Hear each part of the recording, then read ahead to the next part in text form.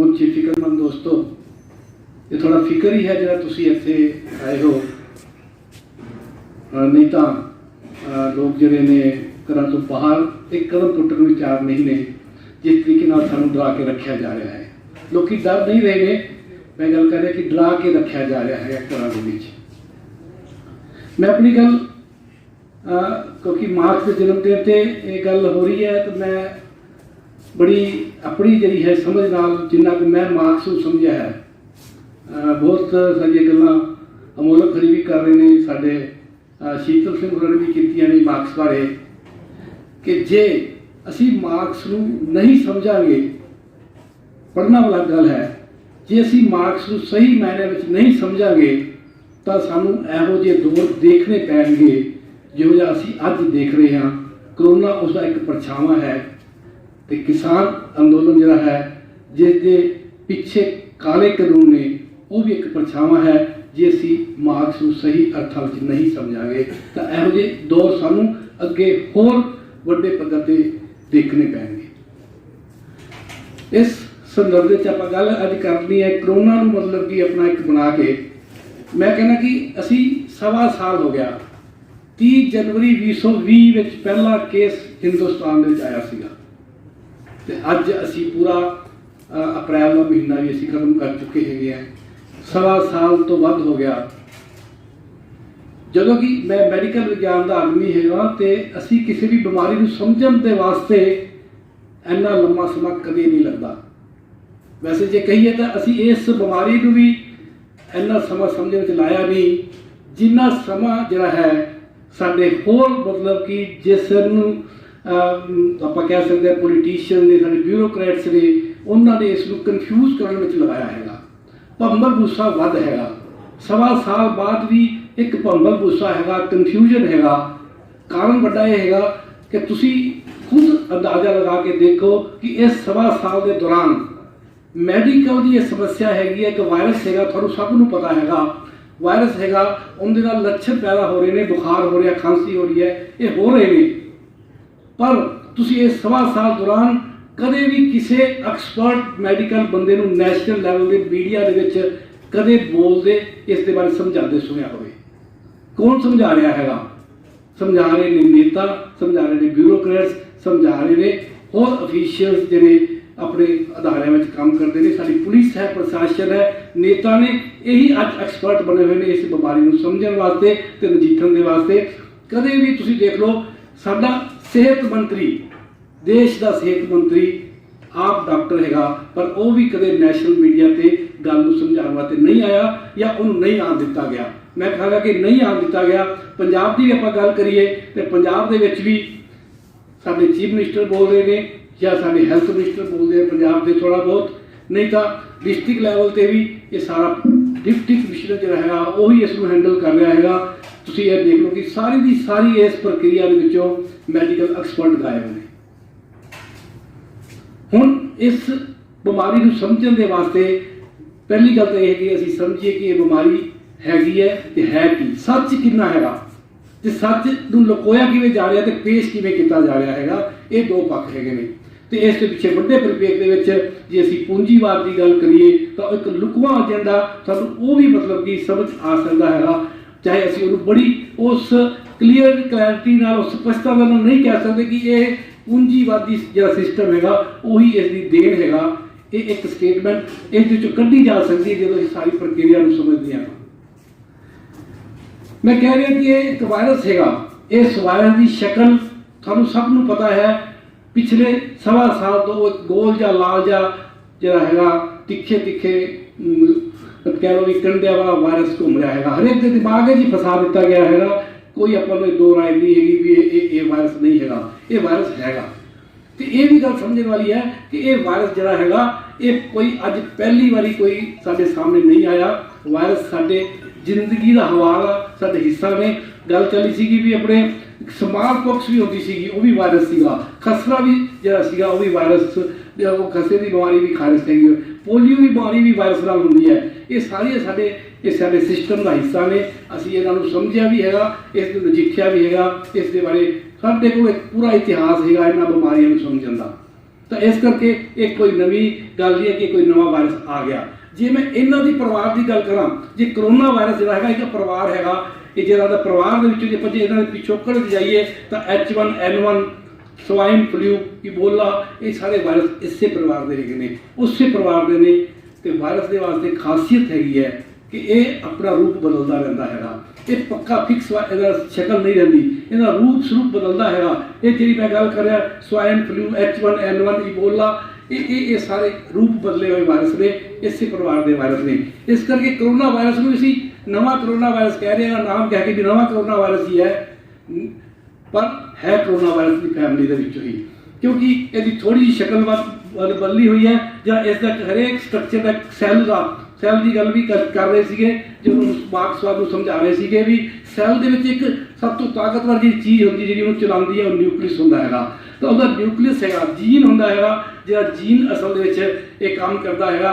ਤੇ ਉਹ ਥੋੜਾ ਜੀਨ ਹੈਗਾ, ਉਹ ਇਸ ਕਰਕੇ ਇਹਦੀ ਜਿਹੜੀ ਸ਼ਕਲ ਬਦਲਦੀ ਰਹਿੰਦੀ ਹੈ, ਜੀਨ ਦੇ ਵਿੱਚ ਥੋੜੀ ਬਹੁਤੀ ਤਬਦੀਲੀ ਆਉਂਦੀ ਹੈਗੀ ਹੈ, ਜਿਹਦੇ ਕਰਕੇ ਉਹਦੇ ਸਿੰਪਟਮ ਬਦਲਦੇ ਨੇ, ਜਿਸ ਕਰਕੇ ਉਹਦੀ ਘਾਤਕਤਾ ਬਦਲਦੀ ਹੈ। ਇਹ ਪਿਛਲੇ 1.25 ਸਾਲ ਤੋਂ ਜਦੋਂ ਸਾਡੇ ਸਾਹਮਣੇ ਆਇਆ ਉਦੋਂ ਹੀ ਇਹ ਕਿਹਾ ਗਿਆ ਕਿ ਇਹ ਬਿਮਾਰੀ ਬਹੁਤ ਛੇਤੀ ਫੈਲਦੀ ਹੈਗੀ ਹੈ ਪਰ ਘਾਤਕ ਨਹੀਂ ਹੈਗੀ। ਇਹ ਪਿਛਲੇ ਸਾਲ ਦੀ ਗੱਲ ਹੈਗੀ ਹੈ ਜਦੋਂ ਇਹ ਜਨਵਰੀ ਦੇ ਵਿੱਚ ਸਾਡੇ ਸਾਹਮਣੇ ਹਿੰਦੁਸਤਾਨ 'ਚ ਆਇਆ, ਪਰ ਇਸ ਤੋਂ ਪਹਿਲਾਂ ਦਸੰਬਰ ਦੇ ਵਿੱਚ ਚੀਨ 'ਚ ਆ ਗਿਆ ਸੀਗਾ ਤੇ ਫਿਰ ਹੌਲੀ ਹੌਲੀ ਯੂਰਪ 'ਚ ਫੈਲਿਆ, ਪਰ ਹਿੰਦੁਸਤਾਨ 'ਚ ਇੱਕ ਥੋੜ੍ਹਾ ਜਿਹਾ ਇਹਨੇ ਹੌਲੀ ਹੌਲੀ ਪੇਸ਼ ਹੋਇਆ। ਅਸੀਂ ਉਦੋਂ ਵੀ ਅਵੇਸਲੇ ਰਹੇ। ਅਸੀਂ ਯਾਦ ਕਰ ਸਕਦੇ ਹਾਂ ਪਿਛਲੇ ਸਾਲ ਦਾ ਫਰਵਰੀ ਦਾ ਮਹੀਨਾ ਜਦੋਂ ਅਸੀਂ ਨਮਸਤੇ ਟਰੰਪ ਦਾ ਪ੍ਰੋਗਰਾਮ ਕੀਤਾ ਤੇ ਉਹ ਸਾਰਾ ਮਹੀਨਾ ਫਰਵਰੀ ਵਾਲਾ ਅਸੀਂ ਬਿਲਕੁਲ ਗਵਾ ਦਿੱਤਾ ਆਪਣੀਆਂ ਤਿਆਰੀਆਂ ਦੇ ਵਿੱਚ। ਅਸੀਂ ਬਿਲਕੁਲ ਅਵੇਸਲੇ ਹੋ ਗਏ ਤੇ ਜੇ ਕੋਈ ਥੋੜੇ ਬਹੁਤੇ ਕਦਮ ਲਏ ਉਹ ਵੀ ਅੱਧ ਪਚੰਦੇ ਕਦਮ ਲਏ, ਕਿਉਂਕਿ ਸਾਨੂੰ ਇਹ ਪਤਾ ਸੀਗਾ ਕਿ ਇਹ ਜਿਹੜਾ ਵਾਇਰਸ ਹੈਗਾ ਇਹ ਬਾਹਰਲੇ ਦੇਸ਼ਾਂ ਤੋਂ ਆ ਰਿਹਾ ਹੈ, ਏਅਰਪੋਰਟ ਰਾਹੀਂ ਆ ਰਿਹਾ ਹੈਗਾ, ਹਵਾ ਤੇ ਚੜ੍ਹ ਕੇ ਆ ਰਿਹਾ ਹੈਗਾ, ਹਵਾਈ ਜਹਾਜ਼ ਤੇ ਚੜ੍ਹ ਕੇ ਆ ਰਿਹਾ ਹੈਗਾ, ਪਰ ਅਸੀਂ ਇਸ ਨੂੰ ਸਮਝਿਆ ਨਹੀਂ। ਤੇ ਜੇ ਸਮਝਿਆ ਤਾਂ ਅਸੀਂ ਅਵੇਸਲੇ ਤਰੀਕੇ ਨਾਲ ਸਮਝਿਆ। ਜੇ ਅਸੀਂ ਏਅਰਪੋਰਟ ਦੇ ਉੱਤੇ ਕੋਈ ਇੰਤਜ਼ਾਮ ਕਰਨਾ ਸੀਗਾ ਉਹ ਅਸੀਂ ਨਹੀਂ ਕੀਤਾ, ਜੇ ਕੀਤਾ ਤਾਂ ਉਹਦੇ ਵਿੱਚ ਵੀ, ਕਿਉਂਕਿ ਹੁਣ ਹਵਾਈ ਜਹਾਜ਼ ਤੇ ਕੌਣ ਆਉਂਦਾ ਹੈਗਾ, ਅਫਸਰਾਂ ਦੇ ਬੱਚੇ ਹੁੰਦੇ ਹੈ, ਨੇਤਾਵਾਂ ਦੇ ਬੱਚੇ ਹੁੰਦੇ ਹੈ, ਤੇ ਉਹਨਾਂ ਨੂੰ ਚੰਗੇ ਤਰੀਕੇ ਨਾਲ ਉੱਥੇ ਸਕਰੀਨਿੰਗ ਨਹੀਂ ਕੀਤੀ ਗਈ ਤੇ ਉਹ ਆ ਗਏ। ਉਹਨਾਂ ਦੇ ਰਾਹੀਂ ਇਹ ਜਿਹੜਾ ਵਾਇਰਸ ਹੈਗਾ ਇਹ ਸਾਡੇ ਦੇਸ਼ ਦੇ ਵਿੱਚ ਫੈਲਿਆ। ਤਾਂ ਮੈਂ ਕਹਾਂਗਾ ਇਹਦਾ ਸੱਚ ਕੀ ਹੈ? ਇੱਕ ਤਾਂ ਇਹ ਹੈ ਕਿ ਇਹ ਵਾਇਰਸ ਹੈਗਾ, ਦੂਜਾ ਹੈਗਾ ਕਿ ਹਰੇਕ ਵਾਇਰਸ ਦਾ ਇੱਕ ਸਰੀਰ ਦੇ ਵਿੱਚ ਅਟੈਕਿੰਗ ਮਤਲਬ ਕਿ ਜਿਹੜਾ ਹੈਗਾ ਥਾਂ ਹੁੰਦੀ ਹੈ ਵੀ ਕਿੱਥੇ ਉਹ ਅਟੈਕ ਕਰਦਾ ਹੈਗਾ। ਇਹ ਸਾਹ ਪ੍ਰਣਾਲੀ ਦਾ ਵਾਇਰਸ ਹੈਗਾ, ਇਹ ਸਾਡੇ ਨੱਕ ਰਾਹੀਂ ਜਾਂਦਾ ਹੈਗਾ, ਗਲੇ ਵਿੱਚ ਜਾਂਦਾ ਹੈਗਾ, ਫਿਰ ਫੇਫੜਿਆਂ ਵਿੱਚ ਜਾਂਦਾ ਹੈਗਾ। ਇਹ ਹੁਣ ਬਿਲਕੁਲ ਕਲੀਅਰ ਹੈਗਾ ਅੱਜ ਦੀ ਤਰੀਕ ਤੱਕ, ਪਹਿਲਾਂ ਵੀ ਕਲੀਅਰ ਹੋ ਗਿਆ ਸੀਗਾ ਕਿ ਇਹਦੇ 3 ਪੜਾਅ ਹੈਗੇ ਆ।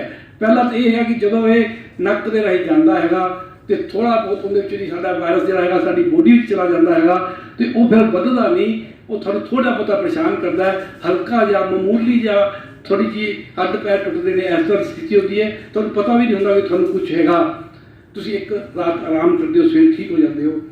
ਇਹ ਆਬਾਦੀ 80-85% ਗਿਣਤੀ ਬਣਦੀ ਹੈ।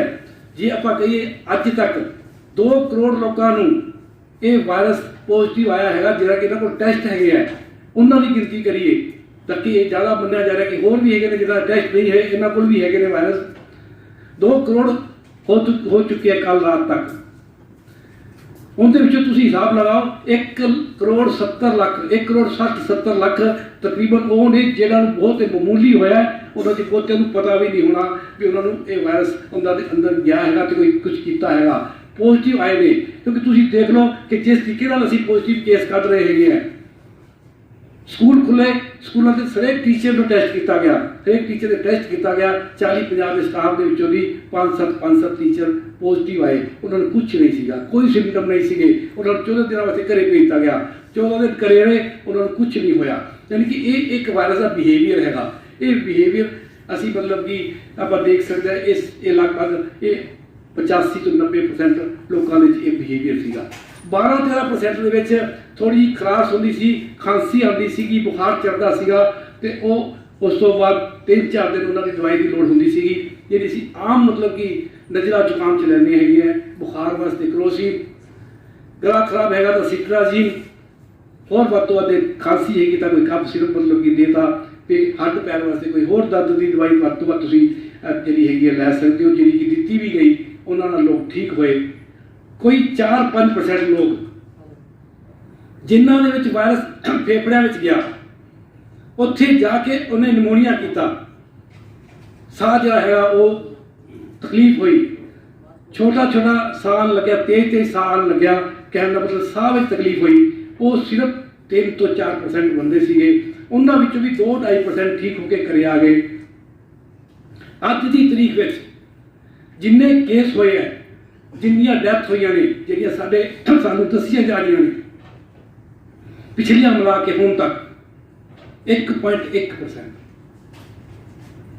2 ਕਰੋੜ ਕੇਸ ਨੇ, ਤਕਰੀਬਨ 2 ਲੱਖ ਵੀ ਜਿਹੜੇ ਹੈਗੇ ਨੇ ਉਹ ਡੈਥ ਨਹੀਂ ਹੋਈਆਂ। ਹੁਣੇ 2 ਲੱਖ ਡੈਥ ਹੋਈਆਂ ਹੈਗੀਆਂ ਕਰੋਨਾ ਦੇ ਨਾਲ, ਜਿਹੜੀਆਂ ਰਿਕਾਰਡ ਹੈ। ਤਾਂ ਤੁਸੀਂ ਅੰਦਾਜ਼ਾ ਲਾਓ ਵੀ 1.1% ਡੈਥ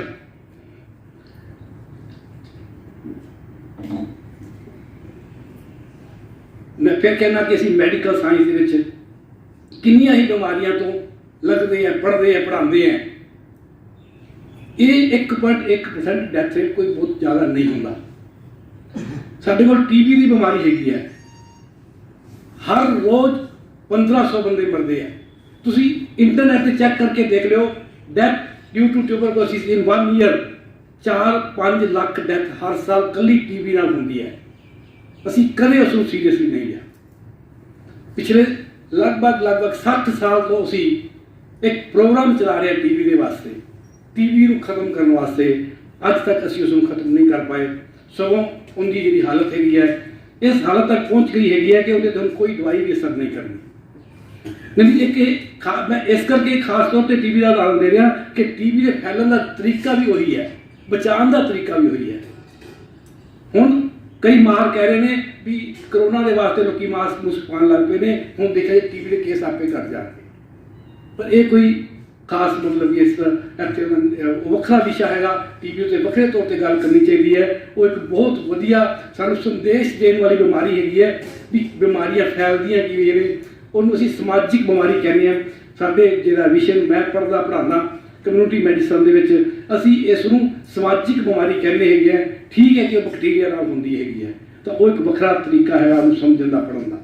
ਗੱਲ ਹੈਗੀ ਹੈ ਕਿ ਆ ਜਿਹੜਾ ਕਰੋਨਾ ਵਾਇਰਸ ਹੈਗਾ, ਇਹ ਸਾਡੇ ਸਰੀਰ ਵਿੱਚ ਜਾਂਦਾ ਹੈਗਾ। ਇਹ ਪਹਿਲਾਂ ਗਲੇ ਤੱਕ ਰਹਿੰਦਾ ਹੈ, ਉਦੋਂ ਤੱਕ ਜਦੋਂ ਇੱਕ ਤਕਲੀਫ ਦੇ ਹੁੰਦਾ, ਜਦੋਂ ਹਸਪਤਾਲ ਦੀ ਲੋੜ ਹੁੰਦੀ ਹੈ, ਜਦੋਂ ਵੈਂਟੀਲੇਟਰ ਦੀ ਲੋੜ ਹੁੰਦੀ ਹੈ, ਉਦੋਂ ਹੁੰਦੀ ਹੈ ਜਦੋਂ ਇਹ ਨਿਮੋਨੀਆ ਕਰਦਾ ਹੈਗਾ, ਜਦੋਂ ਸਰੀਰ ਵਿੱਚ ਨਿਮੋਨੀਆ ਹੁੰਦਾ ਹੈਗਾ। ਹੁਣ ਗੱਲ ਇਹ ਹੈ ਕਿ ਇਹ ਵਾਇਰਸ ਹੈਗਾ ਪਿਛਲੇ ਸਾਲ ਤੋਂ ਸਾਡੇ ਕੋਲ ਹੈਗਾ ਸੀਗਾ। ਹੁਣ ਆਪਾਂ ਜੋ ਹਾਲਤ ਦੇਖ ਰਹੇ ਹਾਂ, ਇਹ ਹਾਲਤ ਦੇਖ ਰਹੇ ਹਾਂ ਕਿ ਸਾਨੂੰ ਕੋਈ ਬੈੱਡ ਕਿਸੇ ਵੀ ਹਸਪਤਾਲ ਨਹੀਂ ਮਿਲ ਰਿਹਾ, ਆਕਸੀਜਨ ਦੇ ਸਿਲੰਡਰ ਲੋਕਾਂ ਨੇ ਆਪਣੇ ਮੋਢਿਆਂ ਤੇ ਚੁੱਕੇ ਹੋਏ ਨੇ, ਹਰ ਆਦਮੀ ਲਾਈਨ 'ਚ ਲੱਗਿਆ ਹੋਇਆ ਇਹ ਸਿਲੰਡਰ ਲੈਣ ਦੇ ਵਾਸਤੇ। ਇਹ ਦ੍ਰਿਸ਼ ਦੇਖ ਕੇ ਤੁਹਾਨੂੰ ਲੱਗਦਾ ਹੈਗਾ ਕਿ ਕੁਝ ਇਹ ਨਵਾਂ ਵਾਪਰ ਗਿਆ ਹੈਗਾ, ਇੱਕੋਦਮ ਇਹ ਕੀ ਹੋ ਗਿਆ ਹੈਗਾ। ਜੇ ਅਸੀਂ ਇਹਨੂੰ ਪਿਛਲੇ ਸਾਲ ਦੇ ਨਾਲ ਇਸ ਦੇ ਨਾਲ ਦੇਖਣਾ ਹੋਵੇ ਤਾਂ ਮੈਂ ਜੇ ਕਹਾਂ ਕਿ ਇਹਦੇ ਵਿੱਚ ਜੇ ਬਦਲਾਅ ਆਇਆ ਹੈਗਾ ਤਾਂ ਉਹ ਇੰਨਾ ਬਦਲਾਅ ਆਇਆ ਹੈਗਾ ਕਿ ਜਿਹੜਾ ਪਹਿਲਾ ਵਾਇਰਸ ਸੀਗਾ ਤੇ ਇਹ ਜਿਹੜਾ ਹੁਣ ਵਾਲਾ ਵਾਇਰਸ ਹੈਗਾ, ਇਹਨੇ ਰੂਪ ਫਿਰ ਬਦਲ ਲਿਆ ਹੈਗਾ, ਜਿਹਨੂੰ ਡਬਲ ਮਿਊਟੈਂਟ ਸਟੇਨ ਕਹਿ ਰਹੇ ਹੈਗੇ ਨੇ।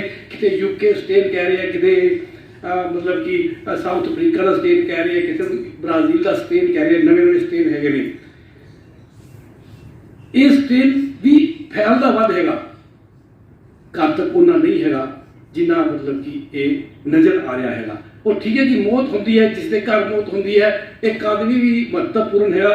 ਕਿਸੇ ਵੀ ਦੇਸ਼ ਦੇ ਵਿੱਚ, ਪਰਿਵਾਰ ਦੇ ਵਿੱਚ ਕਿਉਂ ਕਿਸੇ ਦੀ ਡੈਥ ਹੋਵੇ, ਇਹ ਸਾਡੀ ਤਮੰਨਾ ਰਹਿੰਦੀ ਹੈ, ਰਹਿਣੀ ਚਾਹੀਦੀ ਹੈਗੀ ਹੈ। ਹਰੇਕ ਬੰਦੇ ਨੂੰ ਘੱਟੋ ਘੱਟ ਆਪਣੀ ਉਮਰ ਦੇ ਹਿਸਾਬ ਨਾਲ ਜ਼ਰੂਰ ਜਿੰਦੇ ਰਹਿਣਾ ਚਾਹੀਦਾ ਹੈ, ਜਿੰਨੀ ਉਸ ਨੂੰ ਕੁਦਰਤ ਨਾਲ ਦੀ ਉਮਰ ਮਿਲੀ ਹੋਈ ਹੈਗੀ ਹੈ। ਅਨਟਾਈਮਲੀ ਡੈਥ ਸਾਰਿਆਂ ਨੂੰ ਪਰੇਸ਼ਾਨ ਕਰਦੀ ਹੈਗੀ ਹੈ, ਪਰ ਜਿਸ ਤਰੀਕੇ ਨਾਲ ਅਸੀਂ ਦੇਖ ਰਹੇ ਹਾਂ ਮੌਤਾਂ ਹੋ ਰਹੀਆਂ ਨੇ, ਸ਼ਮਸ਼ਾਨ ਘਾਟ ਸਾਨੂੰ ਮਤਲਬ ਕਿ ਲੱਗਦਾ ਹੈ ਭਰੇ ਹੋਏ ਨੇ, ਦਫਨਾਉਣ ਵਾਸਤੇ ਜਗ੍ਹਾ ਨਹੀਂ ਮਿਲ ਰਹੀ ਹੈਗੀ ਹੈ। ਇਹ ਦ੍ਰਿਸ਼ ਪਰੇਸ਼ਾਨ ਕਰਨ ਵਾਲਾ ਹੈਗਾ। ਕਿਸੇ ਵੀ ਚੰਗੇ ਸਮਾਜ ਦੇ ਵਿੱਚ ਇਹ ਦ੍ਰਿਸ਼ ਪਰੇਸ਼ਾਨ ਕਰਨ ਵਾਲਾ ਹੋਣਾ ਚਾਹੀਦਾ ਹੈਗਾ। ਜੇ ਤੁਸੀਂ ਪਰੇਸ਼ਾਨ ਨਹੀਂ ਹੁੰਦੇ ਤਾਂ ਇਹਦਾ ਮਤਲਬ ਤੁਹਾਡੇ 'ਚ ਕਿਤੇ ਦਿੱਕਤ ਹੈਗੀ ਹੈ। ਪਰ ਇਹ ਸਥਿਤੀ ਬਣੀ ਕਿਵੇਂ ਹੈਗੀ ਹੈ?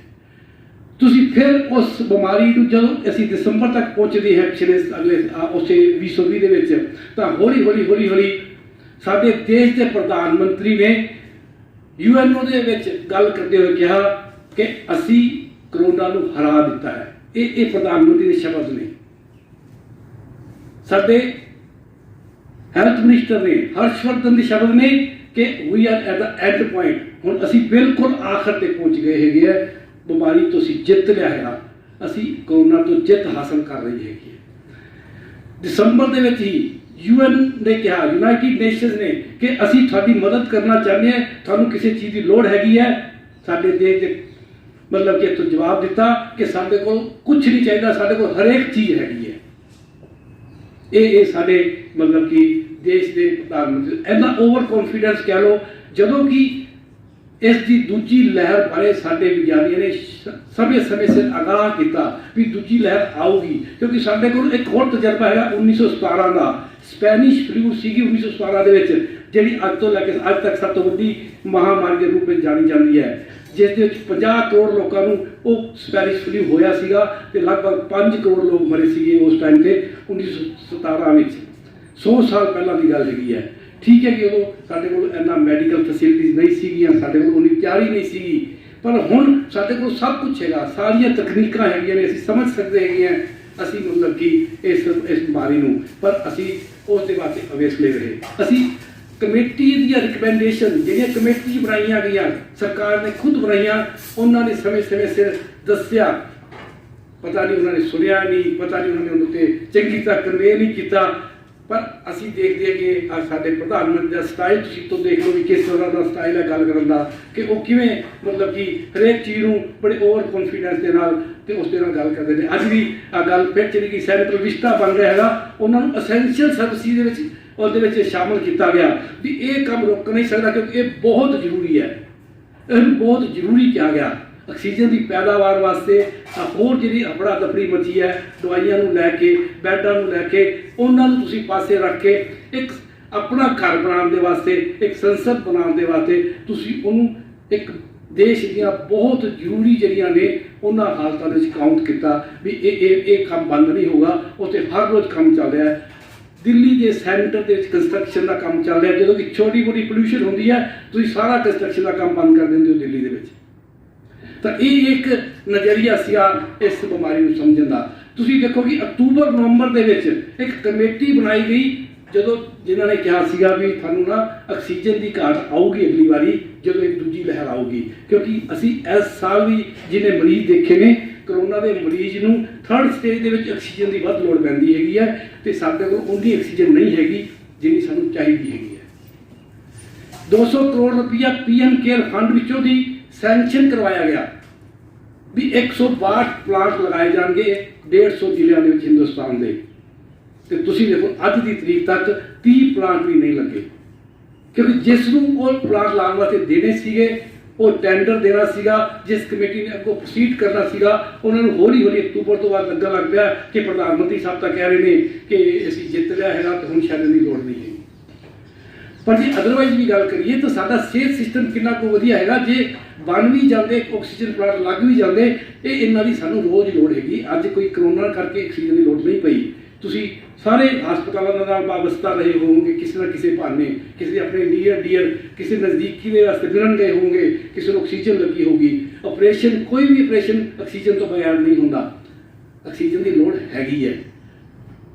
ਅਸੀਂ ਸਿਵਲ ਹਸਪਤਾਲਾਂ ਦੇ ਵਿੱਚ, ਅਸੀਂ ਜਿਹੜੇ ਡਿਸਟ੍ਰਿਕਟ ਹਸਪੀਟਲਸ ਨੇ, ਜਿਹੜੇ ਸਾਡੀ ਕਮਿਊਨਿਟੀ ਹੈਲਥ ਸੈਂਟਰ ਹੈ ਜਿਹੜਾ ਤਕਰੀਬਨ 1.5 ਲੱਖ ਦੀ ਆਬਾਦੀ ਵਾਸਤੇ ਤਿਆਰ ਕੀਤਾ ਹੋਇਆ, ਉਹਦਾ ਇਨਫਰਾਸਟ੍ਰਕਚਰ ਹੈ, ਉੱਥੇ 4 ਸਪੈਸ਼ਲਿਸਟ ਡਾਕਟਰ ਹੈਗੇ ਆ, ਇੱਕ ਅਨਸਥੀਸੀਆ ਦਾ, ਇੱਕ ਉੱਥੇ ਸਰਜਰੀ ਦਾ, ਇੱਕ ਗਾਇਨੀ ਦਾ ਡਾਕਟਰ ਹੈਗਾ, ਇੱਕ ਮੈਡੀਸਨ ਦਾ ਹੈਗਾ। 4 ਡਾਕਟਰ ਉੱਥੇ ਸੈਂਕਸ਼ਨ ਨੇ, ਹੈ ਕਿ ਨਹੀਂ ਹੈ ਇਹ ਦੂਜਾ ਸਵਾਲ ਹੈ, ਪਰ ਜੇ 4 ਡਾਕਟਰ ਉੱਥੇ ਹੈਗੇ ਨੇ, 25 ਬੈਡਿਡ ਉਹ ਹਸਪਤਾਲ ਹੈ ਜਿਹਨੂੰ ਕਮਿਊਨਿਟੀ ਹੈਲਥ ਸੈਂਟਰ ਕਹਿੰਦੇ ਆ। ਸਿਵਲ ਹਸਪਤਾਲ ਤੋਂ ਥੋੜਾ ਜਿਹਾ ਮਤਲਬ ਕਿ ਛੋਟੇ ਦਰਜੇ ਦਾ ਹੁੰਦਾ ਹੈਗਾ। ਜੇ ਉੱਥੇ 4 ਡਾਕਟਰ ਨੇ ਤਾਂ ਉੱਥੇ ਆਕਸੀਜਨ ਨਹੀਂ ਹੋਗੀ, ਤੁਸੀਂ ਇਹ ਕੰਮ ਕਿਵੇਂ ਕਰ ਸਕੋਗੇ? ਆਕਸੀਜਨ ਉੱਥੇ ਵੀ ਚਾਹੀਦੀ ਹੈਗੀ ਹੈ। ਅਸੀਂ ਫਿਰ ਅਵੇਸਲੇ ਹੋ ਗਏ ਉਸ ਟਾਈਮ ਤੇ, ਫਿਰ ਅਸੀਂ ਮਤਲਬ ਕਿ ਇਹਨੂੰ ਨਹੀਂ ਕੀਤਾ ਆਕਸੀਜਨ ਦੇ ਪਲਾਂਟ ਲਗਾਉਣ ਵਾਸਤੇ। ਹੁਣ ਤਾਂ ਅਸੀਂ ਕਹਿ ਰਹੇ ਹਾਂ ਕਿ ਹਰੇਕ ਸਿਵਲ ਹਸਪਤਾਲ ਦੇ ਵਿੱਚ ਆਕਸੀਜਨ ਪਲਾਂਟ ਹੋਊਗਾ, ਹਰੇਕ ਸਿਵਲ ਹਸਪਤਾਲ ਆਪਣੀ ਆਕਸੀਜਨ ਬਣਾਊਗਾ। ਅੱਜ ਸਾਨੂੰ ਚੇਤਾ ਆ ਰਿਹਾ ਹੈਗਾ ਜਦੋਂ ਸਾਡੇ ਸਿਰ ਦੇ ਉੱਤੇ ਆ ਸਾਰੀ ਹਾਲਤ ਪਈ ਹੋਈ ਹੈਗੀ ਹੈ। ਤਾਂ ਇਹ ਇੱਕ ਸਾਰੀ ਇੱਕ ਤਸਵੀਰ ਹੈਗੀ ਹੈ ਜਿਹੜੀ ਅਸੀਂ ਮਤਲਬ ਕਿ ਦੇਖ ਰਹੇ ਹਾਂ ਕਿ ਪਹਿਲੀ ਤੇ ਦੂਜੀ ਦੇ ਵਿੱਚ ਤਿਆਰੀ ਨਾ ਕਰਨਾ, ਜਾਣਦੇ ਹੋਏ ਵੀ ਤਿਆਰੀ ਨਾ ਕਰਨਾ, ਅਸੀਂ ਮਤਲਬ ਕਿ ਇਸ ਦੀ ਇੱਕ ਹਫੜਾ ਦਫੜੀ ਦੇਖ ਸਕਦੇ ਹਾਂ, ਅਨਪਲੈਨਿੰਗ ਦੇਖ ਸਕਦੇ ਹਾਂ। ਤੁਸੀਂ ਦੇਖ ਸਕਦੇ ਹੋ ਕਿ ਪਿਛਲੀ ਵਾਰੀ ਜੇ ਸਾਨੂੰ ਨਮਸਤੇ ਟਰੰਪ ਵਾਸਤੇ ਤਿਆਰੀ ਦੀ ਲੋੜ ਸੀਗੀ, ਅਸੀਂ ਕੁਛ ਨਹੀਂ ਮਤਲਬ ਕਿ ਸੋਚਿਆ ਹੋਰ, ਸਾਨੂੰ ਉਹ ਬਹੁਤ ਪਿਆਰਾ ਸੀਗਾ। ਐਤਕੀ ਬੰਗਾਲ ਬਹੁਤ ਪਿਆਰਾ ਸੀਗਾ, ਤੇ ਉਸ ਬੰਗਾਲ ਦੇ ਮੱਦੇ ਨਜ਼ਰ ਤੁਸੀਂ ਦੇਖ ਸਕਦੇ ਹੋ ਕਿ ਦੇਸ਼ ਦੀ ਸਾਰੀ ਵੱਡੀ ਲੀਡਰਸ਼ਿਪ ਜਿਹੜੀ ਕਿ ਕੇਂਦਰ ਦੇ ਵਿੱਚ ਬੈਠਣੀ ਚਾਹੀਦੀ ਹੈ, ਦੇਸ਼ ਦੇ ਬਾਰੇ ਸੋਚਣਾ ਚਾਹੀਦਾ ਹੈ, ਦੇਸ਼ ਦਾ ਸਾਰਾ ਦ੍ਰਿਸ਼ ਉਹਦੇ ਸਾਹਮਣੇ ਹੋਣਾ ਚਾਹੀਦਾ ਹੈ ਵੀ ਕੀ ਚੱਲ ਰਿਹਾ ਹੈਗਾ, ਕੀ ਲੋੜ ਹੈ, ਕੀ ਵਿਪਤਾ ਆਈ ਹੋਈ ਹੈ। ਤੇ ਸਾਰੇ ਦੇ ਸਾਰੇ ਵੱਡੇ ਸਾਡਾ ਦੇਸ਼ ਦਾ ਪ੍ਰਧਾਨ ਮੰਤਰੀ ਤੇ ਦਾ ਹੋਮ ਮਿਨਿਸਟਰ, ਗ੍ਰਹਿ ਮੰਤਰੀ, ਜਿਨ੍ਹਾਂ ਦੋਵਾਂ ਦਾ ਕੰਮ ਹੈ, ਗ੍ਰਹਿ ਮੰਤਰੀ ਦਾ ਕੰਮ ਹੈ ਇਹ ਸਾਰਾ ਕੁਝ ਦੇਖਣਾ ਦੇਸ਼ ਨੂੰ। ਇਹ ਘਰ ਦਾ ਆਪਾਂ ਕਹਿੰਦੇ ਹਾਂ ਸਾਡੇ ਘਰ ਨੂੰ ਸੰਭਾਲਣ ਵਾਲਾ ਬੰਦਾ ਹੈਗਾ, ਉਹ ਬੰਦਾ। ਤੇ ਤੁਸੀਂ ਦੇਖ ਲਓ ਦੋਵੇਂ ਜਣੇ ਬਹੁਤ ਵੱਡੀਆਂ ਵੱਡੀਆਂ ਰੈਲੀਆਂ ਕਰ ਰਹੇ ਨੇ। ਦੇਸ਼ ਦੇ ਚੀਫ ਮਿਨਿਸਟਰ ਦੇ ਨਾਲ ਤੁਸੀਂ ਵਰਚੁਅਲ ਕਾਨਫਰੰਸ ਕਰ ਰਹੇ ਹੈਗੇ ਹੋ, ਉਹਨਾਂ ਨੂੰ ਵੀਡੀਓ ਕਾਲ ਕਰ ਰਹੇ ਹੈਗੇ ਹੋ, ਸਾਰੇ ਇਕੱਠੇ ਬੈਠ ਕੇ ਜ਼ੂਮ ਤੇ ਤੁਸੀਂ ਗੱਲਾਂ ਬਾਤਾਂ ਕਰ ਰਹੇ ਹੋ, ਇੱਕ ਦੂਜੇ ਦੀਆਂ ਸਮੱਸਿਆਵਾਂ ਸੁਣ ਰਹੇ ਹੋ। ਉੱਥੇ ਤੁਸੀਂ ਕਹਿ ਰਹੇ ਹੋ ਕਿ ਤੁਸੀਂ ਸਖਤੀ ਕਰੋ, ਸਖਤੀ ਕਰੋ, ਆਪਾਂ ਦੂਸਰੀ ਲਹਿਰ ਨਹੀਂ ਆਉਣ ਦੇਣੀ, ਅਸੀਂ ਇਹਨੂੰ ਪਿੰਡਾਂ ਤੱਕ ਨਹੀਂ ਪਹੁੰਚਣ ਦੇਣਾ, ਅਸੀਂ ਇਹਨੂੰ ਆਪਣੇ ਵੱਡੇ ਵੱਡੇ ਸ਼ਹਿਰਾਂ ਤੱਕ ਹੀ ਸੀਮਤ ਕਰਨਾ ਹੈਗਾ।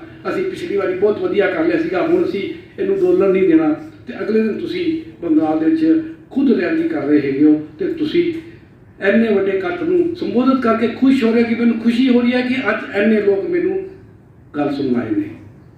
ਇਹ ਦੇਸ਼ ਦਾ ਪ੍ਰਧਾਨ ਮੰਤਰੀ ਕਹਿ ਰਿਹਾ ਹੈਗਾ। ਤੁਸੀਂ ਮੈਂ ਗੱਲ ਕਰੀ ਕਿ ਜਿਵੇਂ ਕਨਫਿਊਜ਼ਨ ਹੈਗਾ, ਇਹ ਸਭ ਤੋਂ ਵੱਡਾ ਕਨਫਿਊਜ਼ਨ ਹੈਗਾ ਕਿ ਜਦੋਂ ਤੁਸੀਂ ਇੱਕ ਪਾਸੇ ਬੋਲ ਪੁੱਛ ਰਹੇ ਹੈਗੇ ਹੋ, ਸਮਝਾ ਪੁੱਛ ਰਹੇ ਹੋ, ਤੇ ਇੱਕ ਪਾਸੇ ਤੁਸੀਂ ਕਰ ਕੁਛ ਹੋ ਰਹੇ ਹੈਗੇ ਹੋ। ਤਾਂ ਇਹ ਜਿਹੜੀਆਂ ਸਾਰੀਆਂ ਗੱਲਾਂ ਨੇ, ਤਾਂ ਜਿਹੜਾ ਵਿਗਿਆਨਿਕ ਤੌਰ ਤੇ ਅਸੀਂ ਦੇਖੀਏ ਤਾਂ ਸ਼ੁਰੂ ਤੋਂ ਹੀ ਲੈ ਕੇ ਹੁਣ ਤੱਕ ਅਸੀਂ ਇਸ ਬਿਮਾਰੀ ਨੂੰ ਨਾ ਸਮਝਿਆ ਹੈਗਾ, ਨਾ ਸਮਝਾਇਆ ਹੈਗਾ। ਮੈਡੀਕਲ ਵਿਗਿਆਨ ਦੇ ਲੋਕਾਂ ਨੇ ਇਹਨੂੰ ਸਮਝਿਆ ਤੇ ਉਹਨਾਂ ਨੂੰ ਸਮਝਾਉਣ ਦਾ ਗਿਆਨ ਨਹੀਂ ਦਿੱਤਾ ਗਿਆ। ਸਮਝਿਆ ਜਿਹੜੀ ਮੈਂ ਗੱਲ ਕਰ ਰਿਹਾ ਵੀ ਇਹ 85% ਮਾਮੂਲੀ, 12-13% ਮੱਧਮ, ਮੀਡੀਅਮ ਤੇ 3 ਤੋਂ 4-5% ਵੱਧ ਤੋਂ ਵੱਧ ਸੀਵੀਅਰ ਹੋਏ ਨੇ, ਜਿਹੜੇ ਗੰਭੀਰ ਕੇਸ ਨੇ ਜਿਹਨਾਂ ਨੂੰ ਆਕਸੀਜਨ ਦੀ ਲੋੜ ਸੀ। ਇਹ ਗੱਲ ਸਮਝ ਕੇ ਇੱਕ ਸਿੱਟਾ ਬੜਾ ਸਾਫ਼ ਨਿਕਲਦਾ ਹੈਗਾ ਕਿ ਤੁਹਾਨੂੰ ਇਹ ਮੈਸੇਜ ਦਿੱਤਾ ਜਾਂਦਾ ਸਕਰੀਨ ਦੇ ਉੱਤੇ, ਟੀਵੀ ਦੀ ਸਕਰੀਨ ਤੇ ਇੱਕ ਲਾਈਨ ਆਉਂਦੀ ਜਿਹੜੀ ਸਰਕਾਰ ਕਹਿੰਦੀ ਕਿ ਤੁਸੀਂ ਇਸ ਤੋਂ ਇਲਾਵਾ ਹੋਰ ਕੁਝ ਨਹੀਂ ਦੱਸਣਾ, ਕਿ ਜੇ ਤੁਹਾਨੂੰ ਕਰੋਨਾ ਹੋ ਵੀ ਗਿਆ ਬਹੁਤੀ ਘਬਰਾਉਣ ਦੀ ਲੋੜ ਨਹੀਂ ਹੈਗੀ, ਤੁਹਾਡੇ 98.5% ਚਾਂਸਿਸ ਨੇ ਕਿ ਤੁਹਾਨੂੰ ਕੁਝ ਨਹੀਂ ਹੋਊਗਾ। 1.5% ਦੀ ਡੈਥ ਹੋਈ ਹੈ ਨਾ, ਜੇ ਆਪਾਂ ਇਸ ਨੂੰ ਇਸ ਤਰੀਕੇ ਨਾਲ ਸਮਝੀਏ ਤਾਂ ਇਹ ਇੱਕ ਤਰੀਕਾ ਸੀਗਾ ਸਾਰਿਆਂ ਨੂੰ ਪੋਜ਼ਿਟਿਵ ਮੈਸੇਜ ਦੇਣ ਦਾ। ਪਰ ਅਸੀਂ ਕੀਤਾ ਕਿ ਕੇਸ ਇੰਨੇ ਡੈਥ ਇੰਨੀਆਂ ਹੋ ਗਈਆਂ, ਇਹ ਪੋਜ਼ਿਟਿਵਿਟੀ ਰੇਟ ਹੈਗਾ, ਰਿਕਵਰੀ ਰੇਟ ਹੈਗਾ, ਰਿਕਵਰੀ ਰੇਟ ਕਿੱਥੋਂ ਕੱਢਿਆ ਜਾ ਰਿਹਾ ਮੈਨੂੰ ਨਹੀਂ ਪਤਾ। ਅਸੀਂ ਹੈਲਥ ਦੇ ਬੰਦੇ ਵੀ ਸਟੈਟਿਸਟਿਕਸ ਕੱਢਦੇ ਹੈਗੇ ਹੈ, ਪਰ ਰਿਕਵਰੀ ਰੇਟ ਦਾ ਕੀ ਮਤਲਬ ਹੈਗਾ ਵੀ ਅੱਜ ਕਿੰਨੇ ਬੰਦੇ ਠੀਕ ਹੋ ਕੇ ਗਏ, ਅੱਜ ਕਿੰਨੇ ਬੰਦੇ ਦਾਖਲ ਹੋਏ, ਤੁਸੀਂ ਰਿਕਵਰੀ ਰੇਟ ਤੋਂ ਕੀ ਦੱਸਣਾ ਚਾਹੁੰਦੇ ਹੋ? ਤੁਸੀਂ ਇਹ ਦੱਸੋ ਕਿ ਅਲਟੀਮੇਟਲੀ ਜਿਹੜਾ ਬੰਦਾ ਦਾਖਲ ਹੋਇਆ ਉਹਦੇ 98% ਚਾਂਸਿਸ ਨੇ ਕਿ ਉਹ ਬੰਦਾ ਠੀਕ ਹੋਊਗਾ, ਜਿਹੜਾ ਕਿ ਮੈਸੇਜ ਦੇਣਾ ਚਾਹੀਦਾ ਸੀਗਾ ਉਹ ਨਹੀਂ ਦਿੱਤਾ। ਅੱਜ ਵੀ ਤੁਸੀਂ ਦੇਖ ਲਓ 4 ਲੱਖ ਕੇਸ ਆ ਰਿਹਾ ਹੈਗਾ, ਠੀਕ ਹੈ, ਬਹੁਤ ਵੱਡਾ ਕੇਸ ਹੈਗਾ, ਬਹੁਤ ਵੱਡਾ ਨੰਬਰ ਹੈ, ਤੁਹਾਨੂੰ ਡਰਾਉਣ ਵਾਸਤੇ ਬਹੁਤ ਵੱਡਾ ਨੰਬਰ ਹੈਗਾ। ਪਰ ਤੁਸੀਂ ਇਹ ਸਵਾਲ ਤੁਹਾਡੇ ਜ਼ਿਹਨ ਵਿੱਚ ਆਉਣਾ ਚਾਹੀਦਾ ਹੈ, ਇਹ ਵੀ ਦੱਸਣਾ ਚਾਹੀਦਾ ਕਿ ਇਹਨਾਂ ਦੇ ਵਿੱਚੋਂ ਜਿਹੜੇ ਤੁਸੀਂ ਪੋਜ਼ਿਟਿਵ ਕੇਸ ਕੱਢੇ ਨੇ ਕਿੰਨਿਆਂ ਨੂੰ ਹਸਪਤਾਲ ਦੀ ਲੋੜ ਪਈ ਹੈ। ਇਹ ਮਤਲਬ ਕਿ ਇੱਕ ਸਵਾਲ ਹੈਗਾ ਵੀ ਜੇ ਇਹਨਾਂ ਦੇ ਵਿੱਚੋਂ ਬਹੁਤ ਘੱਟ ਗਿਣਤੀ ਦੇ ਵਿੱਚ, ਜਿਹੜੀ ਮੈਂ ਕਹਿ ਰਿਹਾ ਕਿ 3 ਤੋਂ 4% ਲੋਕਾਂ ਨੂੰ ਜਾਣ ਦੀ ਲੋੜ ਹੈਗੀ ਹੈ, ਬਾਕੀ ਲਗਭਗ ਆਪਣੇ ਆਰਾਮ ਨਾਲ ਕਰੇ ਦਵਾਈ ਲੈ ਕੇ ਠੀਕ ਹੋ ਸਕਦੇ ਨੇ,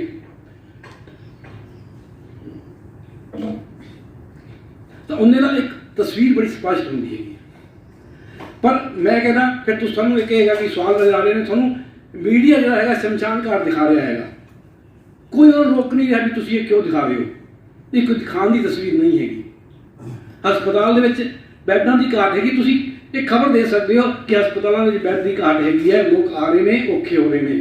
ਤੁਸੀਂ ਮਤਲਬ ਕਿ ਸ਼ਮਸ਼ਾਨ ਘਾਟ ਦੇ ਬਾਹਰ ਸੜਕ ਦੇ ਉੱਤੇ ਲਾਸ਼ਾਂ ਦੀ ਇੱਕ ਲੰਬੀ ਲਾਈਨ ਲਗਾਈ ਹੋਈ ਹੈ, ਟੋਕਨ ਮਿਲ ਰਹੇ ਨੇ, ਇਹ ਤਸਵੀਰ ਪੇਸ਼ ਕਰ ਰਹੇ ਹੈਗੇ ਹੋ। ਇਹ ਡੈਥ ਹੋ ਰਹੀਆਂ ਨੇ, ਆਪਾਂ ਇਹ ਨਹੀਂ ਕਹਿੰਦੇ ਕਿਉਂਕਿ ਉਹ ਮੀਡੀਆ ਜਿਹੜਾ ਦਿਖਾ ਰਿਹਾ ਇਹ ਗਲਤ ਉਹ ਨਹੀਂ ਦਿਖਾ ਰਿਹਾ ਵੀ ਇੱਥੇ ਨਹੀਂ ਹੋ ਰਿਹਾ, ਇਹ ਹੋ ਰਹੀਆਂ ਨੇ। ਇਸ ਦਾ ਵੱਡਾ ਕਾਰਨ ਜਿਹੜਾ ਹੈਗਾ ਜਿਹੜੀ ਹੁਣ ਆਕਸੀਜਨ ਦੀ ਘਾਟ ਹੈਗੀ ਹੈ ਤੇ ਜਿਹੜੀ ਦਵਾਈਆਂ ਦੀ ਗੱਲ ਹੈਗੀ ਹੈ। ਮੈਂ ਤੁਹਾਨੂੰ ਉਦਾਹਰਨ ਦੇਣਾ ਕਿਉਂਕਿ ਚਲੋ ਮੈਂ ਲਗਾਤਾਰ ਲਿਖ ਰਿਹਾ ਹੈਗਾ ਤੇ ਮੈਨੂੰ ਰੋਜ਼ ਫੋਨ ਆਉਂਦੇ ਹੈਗੇ ਨੇ ਵੀ ਸਾਡੇ ਮਰੀਜ਼ ਨੂੰ ਇਸ ਤਰ੍ਹਾਂ ਹੋ ਗਿਆ ਤੇ ਅਸੀਂ ਕੀ ਕਰੀਏ, ਕਿੱਥੇ ਜਾਈਏ। ਕੋਟਕਪੂਰੇ ਤੋਂ ਮੈਨੂੰ ਫੋਨ ਆਇਆ ਮੇਰੇ ਮਿੱਤਰ ਨੇ, उन्होंने कहा कि मेरे साडू में इस तरह मतलब कि है 92% ऑक्सीजन हैगी है। एक तो ऑक्सीमीटर हरेक हाथ में फड़ाता है, मतलब उंगल च पा के हर वक्त लाई फिरदा 92% हैगी है।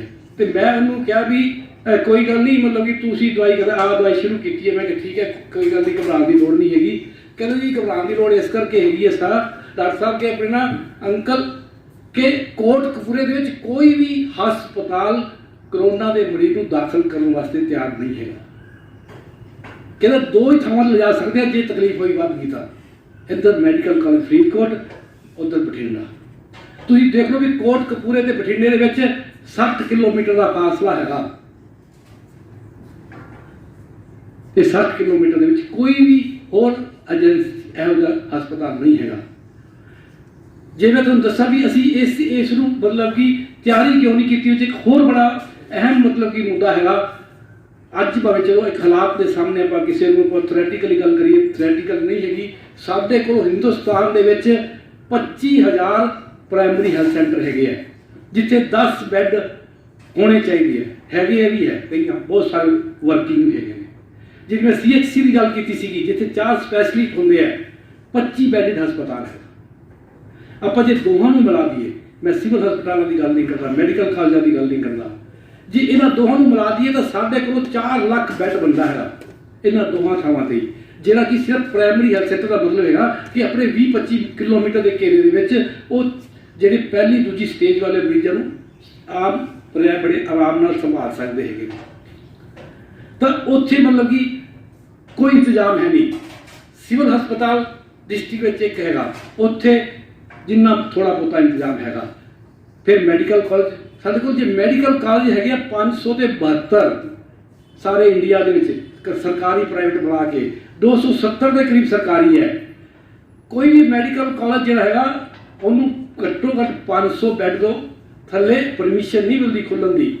साढ़े अमृतसर के जो हस्पताल है उत्थे 1000 बैड है मैडिकल कॉलेज का, 1000 बैड वाले भी है, 500 वाले तो घट्टो घट्ट सारे ही है ने। जे आप इन्हों ही कर लीए, जे असीं सारे मैडिकल कॉलेजों तुसीं एक आपदा डिक्लेयर की है नैशनल पद्धर की, जे असीं कहिए 2.5 लाख बैड बनता है घट्टो घट्ट साडे सारे मैडिकल कॉलेजों का 2.5 लाख बैड बनता है मैडिकल कॉलेजों का। मैं प्राइवेट संस्थावां की गल नहीं करता, जे साडे कोल IB है, मैक्स है, अपोलो है, फोर्टिस है, बहुत सारे है जिहड़े कि इस मौके का एक बहुत बड़ा फायदा उठा रहे हैं। तो असी उत्थे कोई तैयारी नहीं की, असी सारे मैडिकल कॉलेजों चाहे प्राइवेट सी चाहे कोई सीगे असी अपने अंडर लै सकते सीगे। इस प्रोविजन है जी असी नैशनल या डिजास्टर एक्ट लाया हुआ है, उसके अंडर तुसी सारे मैडिकल कॉलेज सरकार लै सकती है। वो कहती कि थानू सारिਆਂ ਨੂੰ ਇਹਦੇ दाखिल करना पेगा, जो प्रोटोकॉल बनाया जाऊगा उसके हिसाब से तैयारी करनी पड़ेगी, दवाई देनी पड़ेगी, जो खर्चा होगा सरकार देगी। तुसी 35,000 करोड़ रुपया हुण रखा है वैक्सीन के वास्ते, तो ये दूजा विषय है। पर साढ़े को नैशनल डिजास्टर मैनेजमेंट एक्ट के अंडर साढ़े को प्राइम मिनिस्टर फंड है, तुसी अपना नवा फंड भी बनाया है, PM केयर फंड भी बनाया है, और वेंटीलेटर भी खरीदे थोड़े बहुत। तो वो सारा कुछ हैगा सीगा, पर असी कोई भी उसके वास्ते वधिया तैयारी नहीं की। जितों तक वैक्सीन की गल हैगी है, वैक्सीन साडी बनी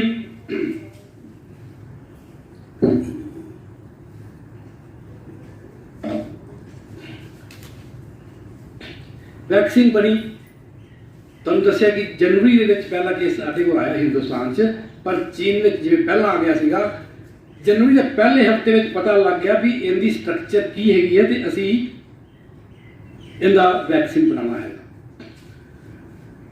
उस वक्त ही दुनिया भर दी कितनी कंपनियां ने इन काम करना शुरू कर दिया। हिंदुस्तान की कई कंपनियां ने, चाहे एक साडी अपनी सी भारत बायोटेक, उन्हें भी शुरू किया काम, जाइडस कैडिला ने किया, सीरम इंस्टीट्यूट ने किया, जम्मू हिंदुस्तान की कंपनियां ने किया।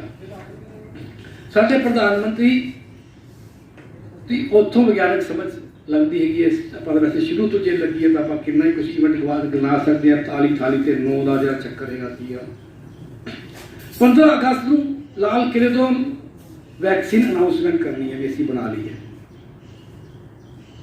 पता नहीं फिर किसी ने समझाया, किसी सियाने बंदे की गल पता नहीं उन्हें मनी भी ये इन्नी छेती नहीं होता, कोई प्रोसीजर होंदा है विज्ञानक मतलब कि तौर तरीके की एक स्पीड होंदी है, उस स्पीड आप दखल नहीं दे सकते।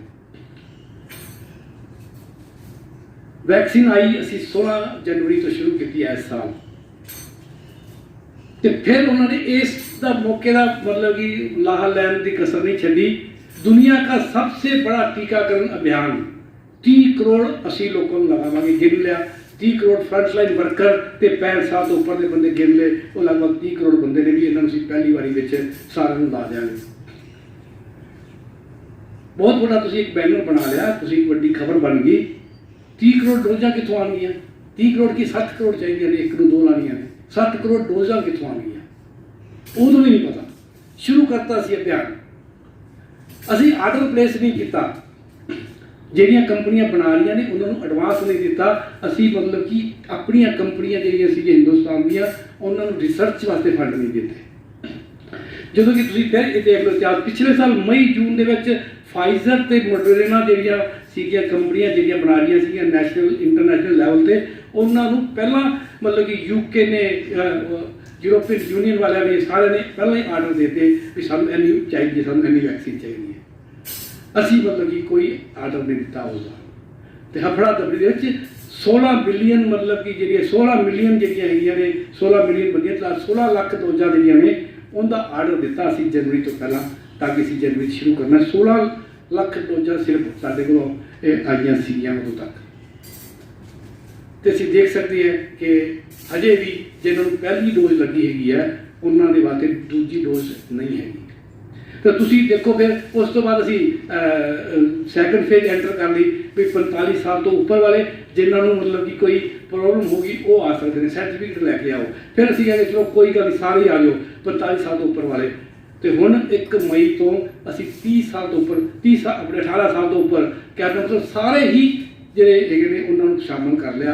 सवाल है कि साढ़े को वैक्सीन कितनी है, ये जी मिसमैनेजमेंट है। फिर असी की किया भी सरकार से कोई मतलब कि उंगल ना उठावे, असी फिर कह दी स्टेट आपे खरीदो आपे लाओ अपना प्रोग्राम आप करो, अपने तो जिम्मेवारी ला ली, अपने तो जिम्मेवारी हटा ली भी हम साडा कोई लैना देना नहीं, तो तुसी मतलब कि आपे खरीदो आपे लाओ, ये थोड़ी हैगी है। और वही गल है कि लोगों को हम स्टेटा करी साढ़े को पैसे है नहीं, फंड है नहीं, असी कितों मतलब कि खरीद लाँगे आपे। नाले तुसी 35,000 करोड़ रुपया हुणे ही आप सैंक्शन किया है कि ये वैक्सीन वास्ते है। हैल्थ बजट में पहली बारी 35,000 करोड़ रुपया वैक्सीन वास्ते रखा गया, और हैल्थ बजट नहीं पाया गया। जिन्ना भी हैल्थ बजट पाया बनाया गया उनके 35,000 करोड़ रुपया कला वैक्सीन वास्ते। क्यों? कारण है कि जो अगले साल बजट पेश करांगे तो 35,000 करोड़ रुपया वापस खिंच लाँगे। तो हैल्थ बजट जोड़ा है वो वखरा पाया गया, जो हैल्थ एंड फैमिली वैलफेयर का नाम है भी उनके वास्ते जो बजट सीगा उन्ना ही रहन देंगे, 2-4-5% बढ़ाना होगा तो बढ़ा लाँगे, ताकि सू 35,000 करोड़ का अगली बारी फिर लोग ना कह हैल्थ बजट घटाया नहीं, असी खिंच लिया वापस, क्योंकि हम वैक्सीन की लोड़ है नहीं।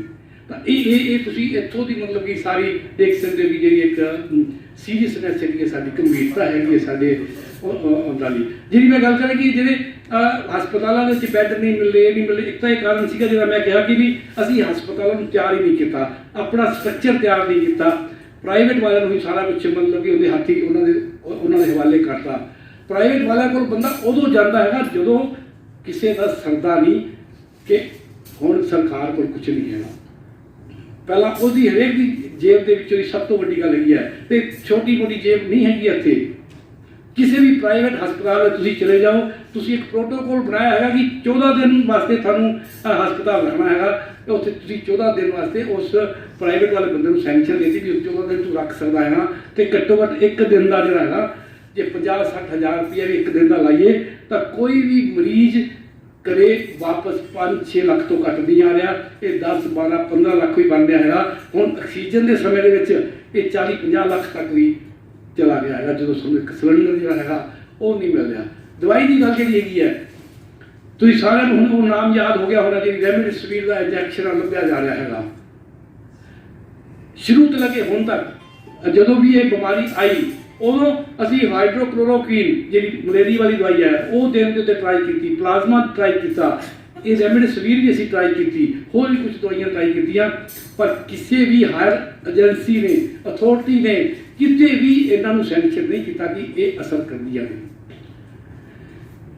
रेमडेसिविर साडे किते भी स्टैंडर्ड मतलब कि ईवन एम्स की जी गाइडलाइंस हैगी है जिसके उन्होंने लिखा है कि की देना चाहिए है।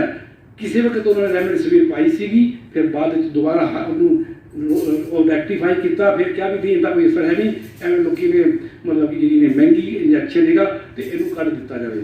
जो कि वो 3000 का पैरा से जो उन्होंने कहा कि महंगा है तो फिर पता नहीं किहड़े प्राइवेट हस्पताल वाले ने दिमाग च आया, किहड़े डॉक्टर के दिमाग च आया भी ये इंजैक्शन बहुत जरूरी है, लाइफ सेविंग है, इस तो बगैर तो मतलब कि सरना ही नहीं। तो ये इंजैक्शन 25-30 हज़ार रुपये का मिल रहा है। ये मैं थानू भी पता होना, पर मैं थानू वो कह रहा कि जिन्होंने मैंने दसिया है, मैं तो पूछा कि इंजैक्शन अरेंज करा लो, सानू इतने इन्ने का मिल रहा, इतने मिल रहा, थोड़ा घट मिल सकता होगा तो मतलब कि मैंने दसो। 6-6 इंजैक्शन 1.5 लाख रुपये के लोगों ने खरीदे है, जो कि इसका कोई असर नहीं। सारे नाल वड्डी गल है, मैं कहना लाइफ सेविंग हो, फिर तुम कह सकते हो भी चलो भी आप मतलब कि एक बंदा अपना बचाना करता, जी बचाना है तो कोई गल नहीं, अज 1.5 लाख रुपया 5-7-10-20 लाख रुपया जितों भी किलो इकट्ठा होता कर लाँगे तो आप एक बंदा बचा लीए। पर अज तक किते भी किसी भी स्टडी ने, किसी भी सर्वे ने, किसी भी मतलब कि साडियां रिपोर्टां ने किते भी ये गल जी है ना, ये साबित नहीं की कि रेमडेसिविर के नाल बंदा बच जाता है। ये सारी जी चीज़ा जब हो रही है बाजारी काला बाजारी हो रही है तो ये गाइडलाइंस बनानिया, ये सर्कुलेट करनिया किसका काम है, फिर ये सब कुछ होंदे हुए देखना ये किसका काम है, भी कौन देख रहा है तो उन्होंने कुछ नहीं हो रहा। अज तक सानू कोई रिपोर्ट नहीं मिल रही भी ऑक्सीजन जी सी वो वेचता हुआ बंदा, सिलेंडर वेचता हुआ बंदा फड़िया गया, उन्हें घरों मतलब कि माड़ी मोटी हो गई भी उन्हें छापा मारिया, 20 सिलेंडर निकले, की होया उनका कुछ पता नहीं। ये तुसी मतलब कि ना सारी मतलब कि ये चीज़ा ने तो लगता है कि भी सरकार जी हैगी है ये वास्ते कदे सोच भी रही हैगी है भी ये सच्ची मुच्ची जरा है भी कोई विपता आई हुई है देश के उत्ते। मैं फिर वही गल करता कि जरा साडा सेंट्रल विस्टा जिथे साडे प्रधानमंत्री का घर बनना है उनका सारा ध्यान उत्थे है तो एक डेट फिक्स की हुई है, दसिया भी दिसंबर 2022 तक वो घर तैयार हो जाना चाहिए। पता नहीं मुश्किल आया पहला ही भी उस मुहूर्त वाले दिन उत्थे जाना है, उत्थे की करना है, क्योंकि जानते आप ये मजाक वाली गल तां कहीए भी मजाक किया जा रहा है क्योंकि असीं देख रहे आप ये सरकार का करैक्टर कि किवें मतलब कि अपने सारे कुछ पिछे हुए समय के तय करती है, किवें वो काम करती है, किवें नारियल फोड़े जाते हैं, किवें नींबू ते मिर्चां लगाई जांदियां ने रफाल के उत्ते। असीं इस सरकार का सारा करैक्टर जानते हैं, इस करके सानूं शंका हुंदी है। तो इस पर ये एक मतलब कि सारा दृश्य है साढ़े सामने। तो हुण जे आपां मतलब कि एक इस पिछे पूंजीवाद वाली जी गल करिए तो वो बारे गल करिए तो मैं मतलब कि एक होर आंकड़े के नाल तुहानूं मैं समझाना चाहना, दसना चाहना, तो ये सारे वैसे समझदार है भी असी जो पढ़िया है। मैं पहला भी क्या है फिर भी कहना कि एक भी बंदे की डैथ नहीं होनी चाहिए, एक भी बंदा बीमार परेशान नहीं होना चाहिए, साडा टीचा ये होना चाहिए है। पर फिर भी जे आप कहिए कल तक 2 करोड़ लोग पॉजिटिव आए थे 135 करोड़ लोगों विचों, अंदाजे लग रहे हैं कि भी एक काफ़ी गुना है जो असं टेस्ट करिए तो बहुत ही लोग पॉजिटिव ने, पर जे पॉजिटिव ने तो वो सामने नहीं आए हैं उन्होंने बहुती तकलीफ नहीं हैगी तो आप चलो जेडे भी कर लिया आप 2 करोड़ मनीए 2 करोड़ कह रहे हैं। इन्हों के भी जे फिर वही गल है कि 4 या 5% लोग ने ये 5 दूरी 10 लाख बंदे ने, 10 लाख लोगों पिछले साल तो हुण तक किते ICU की लोड़ पई होगी, किते ऑक्सीजन की लोड़ पई होगी, किसी खास बैड की लोड़ पई होगी। 10 लाख लोगों सारा साल आप हम 15 महीनों की गल कर सकते हैं कि 15 महीनों के 10 लाख जे आप इनू वंड के देखिए तो आप कर सकते हैं, क्योंकि अल्टीमेटली डेथ जे मैं कहता भी जिस बंदे नूं भी पॉजिटिव आया जिन्हों थोड़ी बहुती परेशानी हुई उन्हें 100-200 रुपए की दवाई ली होगी, 500 रुपए की दवाई ली होगी। जो बंदा हस्पताल दाखिल होया जे असीं स्टैंडर्ड बनाते तो उन्होंने 2-3 लाख रुपया मतलब कि खर्चा पैना सीगा, ते जे वो 10 लाख ने 10 लाख नूं 10-10 लाख भी देना पैंदा तो 1 करोड़ रुपया खर्चा आना सीगा। जे सरकार ये सारा खर्चा उठाती 10 लाख वास्ते तो हुण जो वैक्सीन आ गई है तो उन्होंने टारगेट 135 करोड़ है। उस कंपनी का टारगेट 135 करोड़ लोग है ने हिंदुस्तान के जिन्होंने इंजैक्शन लगने हैं, 2 इंजैक्शन लगने हैं 270 करोड़। हजे ये पता नहीं भी ये कितना चिर काम करेंगे, असर कितना चिर होगा। हो सकता है कि सानू अगला साल चढ़ते फिर कहा जाए भी हुण एक इंजैक्शन हो लगवाओ तो ये काम चलूगा।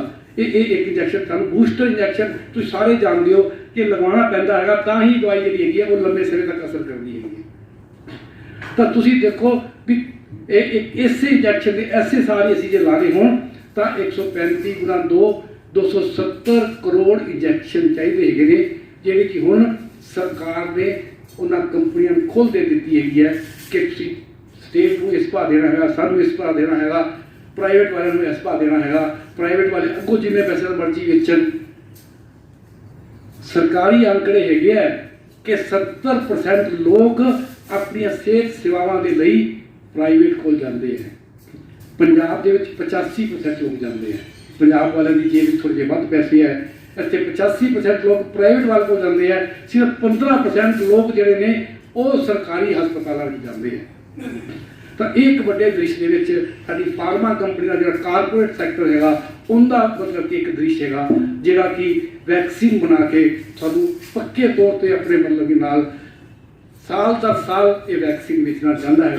तो वैक्सीन जे लोग बीमार होंगे ठीक है कि वो बीमारी का जो है वो एक अपना एक दुख है, एक पीड़ा हैगी है, पर उनकी पीड़ा तो बचन लिए असी इंजैक्शन तैयार किया है, वैक्सीन तैयार की हैगी है। वैक्सीन वो दवाई है जी असी बीमारी तो पहला लेनी है ताकि सानू बीमारी ना हो। पर वड्डी गल फिर सवाल है कि हजे तक ये साडे सामने क्लीयर नहीं है कि ये दवाई असर करूगी कि नहीं करूगी।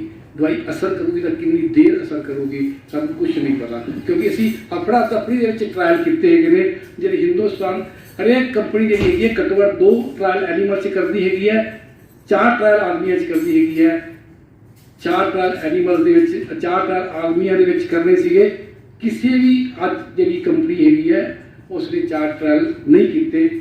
जी असी हिंदुस्तान च ला रहे हैं साडी अपनी जी है वह ट्रायल 2 होए है जी कोविशील्ड है सीरम इंस्टीट्यूट वाली उत्ते 3 होए है।